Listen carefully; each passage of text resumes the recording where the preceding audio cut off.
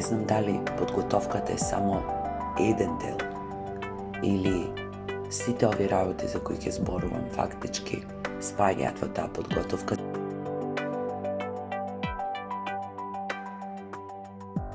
Најчеста тема во моите видеа, а и во моите текстови, а и најчеста тема за размислување во мојот живот некако излезе промената, подготвеноста за промена, желбата за промена. Иако ни е дел од секојдневниот живот, иако постојано сме соочени секојдневно на промени, сепак очигледно е дека потешко донесуваме одлуки да промениме и дека не ни е секогаш едноставно и лесно да ја издржиме и извршиме таа промена. Односно, туку сме понекогаш задлабочени во некои работи кои што ни изгледаат битни, може би се, може би не се. Туку сме посветени на некои луѓе кои ни изгледаат битни, а може би не се. Туку цврсто се држиме за некои своји навики кои знаеме дека ни штетат или барем не ни користат, а не можеме да ги промениме. Што просто е неверојатно ако луѓето со кои разговарам, и јас ке се ставам и себе си во сите тие луѓе, многу често, апсолутно свесно знаат дека им треба промена, знаат што треба да променат, знаат каде сакаат да бидат, каков живот да живеат, што да прават. Меѓутоа, полни се со предрасуди, стравови, несигурност, немаат самодоверба и од ред други причини остануваат таму каде што се, затоа што промената понекогаш значи болка. Промената значи нурнување во себе си, анализа на сопствениот живот, соочување со своите слабости, мани, недостатоци, грешки, заблуди, одлуки одамна донесени, кои некако веќе не работат.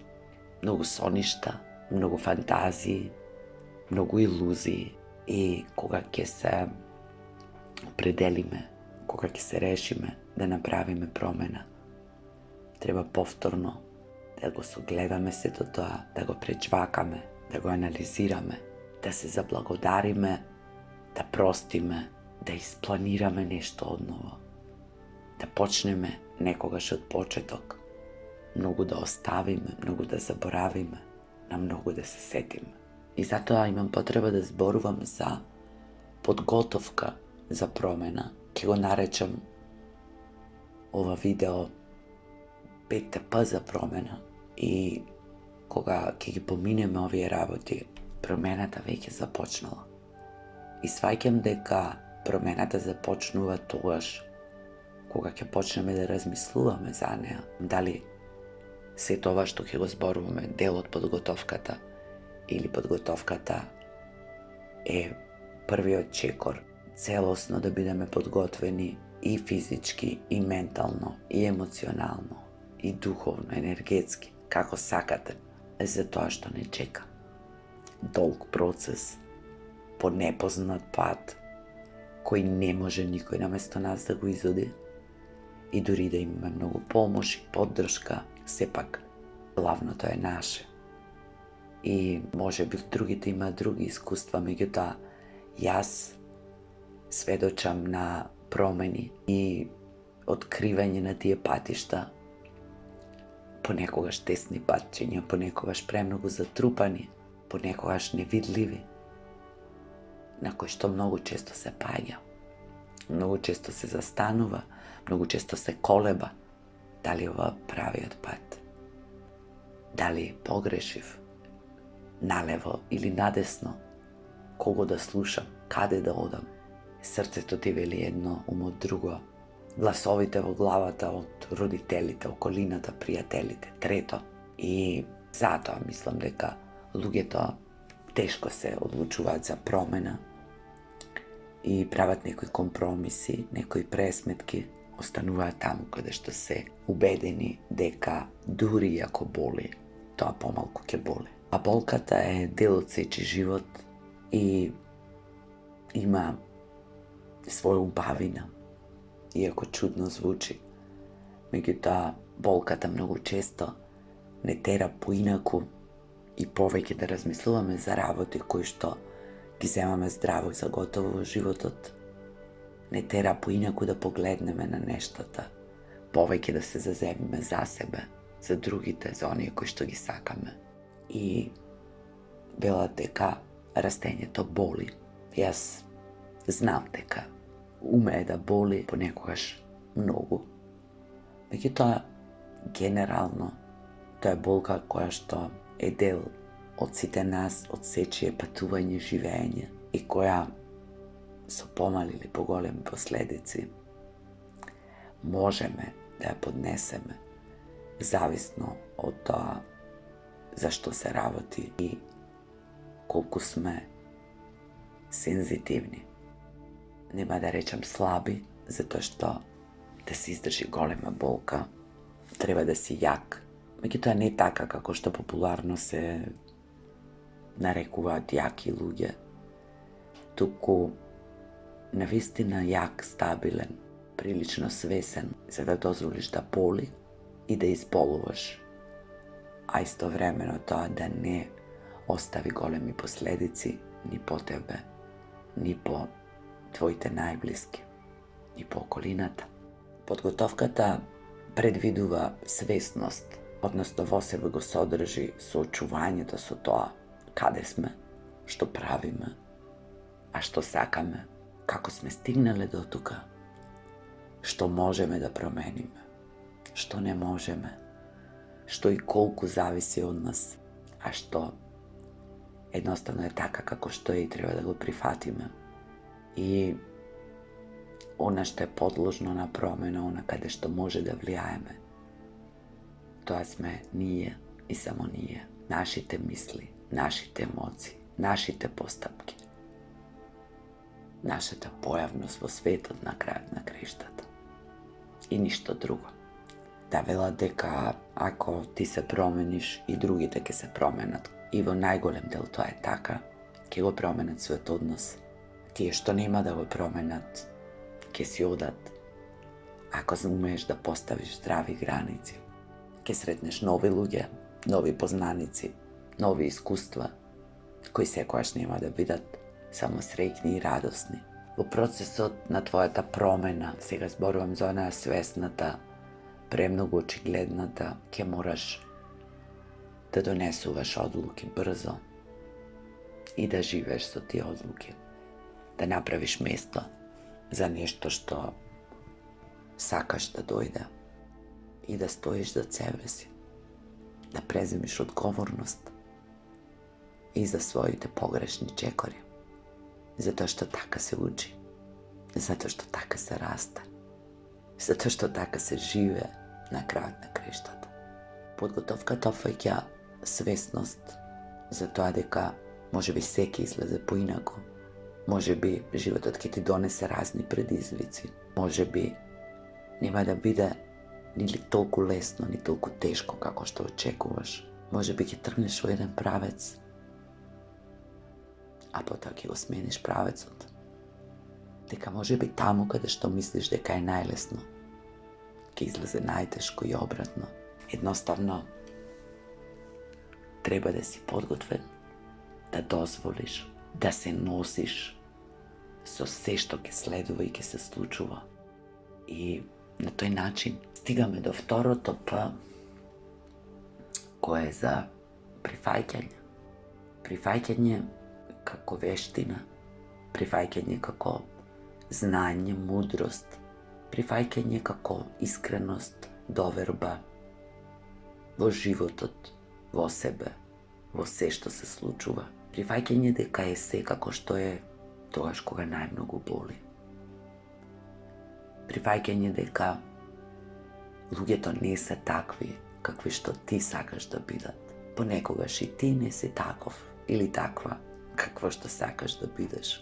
Прифаќање на се што радува и на се што боли. Прифаќање на сопствената немоќ, исто како и моќта да се направат некои работи. Меѓутоа не моќ да се влијае, да се владее, да се господари, туку моќ да се биде, да се трае, да се обстојува со се што носиме со себе. И тоа не е нешто што се случува кратко, па поминува. И може би на почетокот изгледа така. Ке треба да прифатиме многу работи кои што ќе ги видиме. Некој од нив може би за прв пат, многу луѓе кои што поинако сме ги гледали и чувствувале. Меѓутоа, не завршува тука ништо. Животот продолжува да тече и во тој процес ќе има потреба да се повторува тоа наше прифаќање, да тече, да се случува секојдневно, некогаш без многу напор, некогаш дури без свесност, ако е лесно и едноставно, ситно, според нашата проценка. А некогаш, навистина ќе треба да се вложи напор. Навистина ќе треба да се разбере, а доколку не може да се разбере, ќе треба да најдеме сили и начин да бидеме над тоа и да го прифатиме и она што не го разбираме. И не би можело да има прифаќање без простување. Луѓето кои долго работат на себе или се само едноставно мудри, зрели, големи, топли, велат дека простувањето е лек за душата, ослободува, исцелува. Но исто така велат и дека нема потреба од простување. Ако разбереме и прифатиме, тогаш се како што е и не зависи од нашето простување, кои сме ние пак да простуваме некому. Меѓутоа во физичката реалност се уште, кога едни со други се повредуваме, навредуваме, понекогаш сме крајно човечни, а понекогаш крајно нечовечни и нечувствителни, имаме потреба да простиме и да ни биде простено, за да можеме полесно да продолжиме понатаму. Се уште постојат безброј луѓе кои не простуваат и тешко простуваат, имаат граница, дотаму простувам, тоа не можам да го простам. Имам и јас, иако мојата граница е многу широка. Меѓутоа, за работите за кои мислам дека не би ги простила, посакувам и никогаш да не ми се случат. Тие се дел од најцрните сценарија што и јас, како и вие, ги имам и понекогаш морам да ги разработам, да ги разводенам и разблажам. Научив лесно да простувам и научив дека простувањето не значи поддржување, не значи да се остане со некој, не значи да се дозволи да се повторуваат работите кои се случиле и не повредиле. Простувањето како процес кој го поминувам поради себе, поради симнување на товарот, поради полесно да се движам, поради стравот, болката, гневот кој ги чувствувам, а преку простувањето се ослободува сето тоа. И не мислам дека секој секогаш мора да прости, треба биде принуден да прости. Меѓутоа, сакам да потенцирам дека на тие што не сме им простиле, ги носиме со себе како товари.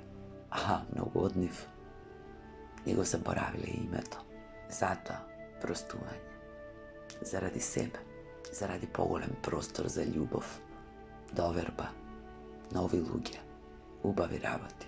И тесно поврзано со сето ова е пуштањето. Не можеш да простиш, а да не пуштиш. Ако размислам, толку многу работи ни животот сме пуштиле, толку многу луѓе сме пуштиле, кои поминале, направиле што направиле и заминале.